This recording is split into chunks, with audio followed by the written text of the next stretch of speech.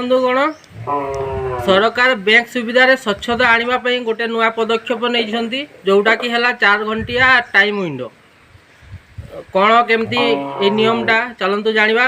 तो UPI NFT किंबा RTGS रे आपण जदि टंका क्या पठाउचंती 2000 टंका रु अधिक तो अननोन नंबर को जदि टंकाटा पठाउचंती ताहले 4 घंटा पई पैसाटा अटकी रहिबो कौन पाई ना साइबर ठकई बहुत होची ना से नियम कराई। तो कौन से यदि अन्य भूल रे आपण क्या पठे दौरान तो से 4 घंटा मध्य आपण से कैंसल बटन थाए से कैंसल मारी कैंसल करें जो ऐप माध्यम करुँच कैंसल बटन थाए आ ना 1930 को कॉल करें आउ ना डायरेक्ट बैंक को जी अभियोग करेंगे आ टंका फेरस्त अनुरोध करेंगे एति कथा।